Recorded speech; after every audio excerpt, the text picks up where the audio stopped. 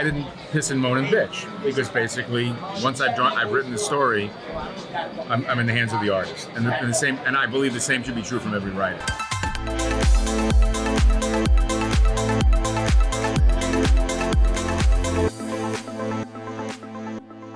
Hey, this is Sam Stone with Den of Geek here at Big Apple Comic Con 2024 with the man, the myth, the legend that is Howard Chaykin. Howard, thanks for taking the time to speak with me today. I had no other option.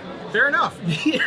You know, looking at your body of work, everything from American Flag to working on Star Wars, you really have been a pioneer for creator-owned books. What was it about, like, pioneering the creator-owned space within the American comic book? It was not as if there was any choice involved. I'm a comic book artist because of being a fan. Comics are a hobby. The talent pool is drawn from the hobbyists. And the comic books that made me want to be a comic book artist were all super duper stuff. And when I became a working professional, I realized my skill set was not up to the level that required to produce that sort of work effectively.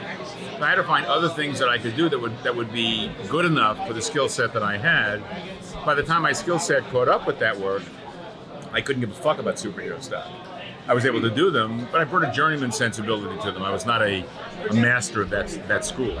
So it's not as if I made this conscious choice. I had the choice handed to me by the exigencies of reality. When you look at your body of work, even beyond American Flag, there is a lot of timeless Americana in the imagery, the archetypes that you're using.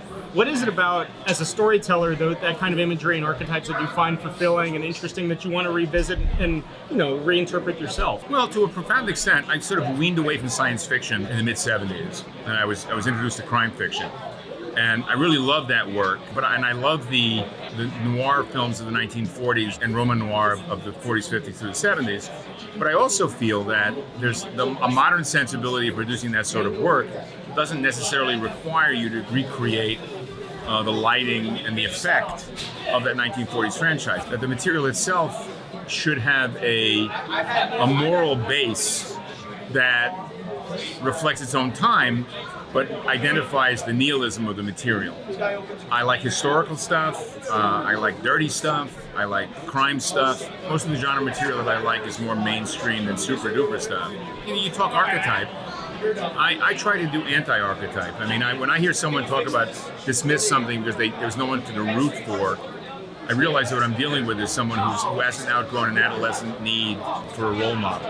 I don't produce aspirational material. I'm not interested in aspiration. And I try to produce people that produce characters who are motivated in ways that I can identify as realer than simply waking up one morning, putting on a mask and a cape and fighting crime. When you look at your body of work with American Flag coming out in the shadow of Watergate and Vietnam, but then you look at your work now with something like Hey Kids Comics with Image and now all of that, what is it that keeps you creatively motivated, be it the anti-archetypes or the lack of, you know, what is it that... In a real sense, it's the physical nature of problem solving. I write and draw. I'm a cartoonist. And for me, it's the relationship of text and image. That it's the idea of creating pages that are consumed with narrative value. And I get up every morning, and my job is to design a page that is both physically beautiful and also is endowed with narrative value. There's a logic to the organization of the page, not symmetry, but organization. And there's a structure to why one picture follows another. And it's picture making, and that the pictures themselves, and again, it's a subjective idea, but that endowment of narrative value is the imperative for me. I also like to get laughs. Jack Cole's Plastic Man, the tagline on the book was thrills, chills, and laughs. I'm a big subscriber to that as well. When you're coming off of being a writer and artist of your own stories, how is it suddenly shifting to collaborating with a guy like Brian Michael Bendis on an Avengers book or something? Like, how is it like bringing in another creative voice and working with them on, you know, titles like that? Back then, Brian had a much bigger footprint than I did, so he was able to get away with more than I was. And I found that I learned a valuable lesson, which was that I was working for an editorial staff which had very little or no knowledge of how to tell a story visually, and all of their criticism of the material was based on a literary idea. I mean, for example, anecdotally, in one of those books, I added a panel because I felt they needed a transitional panel as was called for. But whether it was Brian or the editor made the decision that the panel wasn't necessary, I ended up having to take work out that I had done. And I felt the transition was needed, and I still do. Anecdotally, I wrote a Zorro story, a 10-page Zorro story for the Spanish language market, which ended up being artwork being provided by Eduardo Rizzo. And Eduardo is a master of visual narrative, so he didn't follow my suggestions of the letter. I didn't write it for him. I didn't know he was going to be drawing it. He dropped a number of elements that I suspect felt too gimmicky to him, that I would have really loved to have seen, involving using ASL as a visual narrative. But he didn't do it, so whatever. I didn't piss and moan and bitch, because basically, once I've written the story, I'm in the hands of the artist, and the same. And I believe the same should be true from every writer.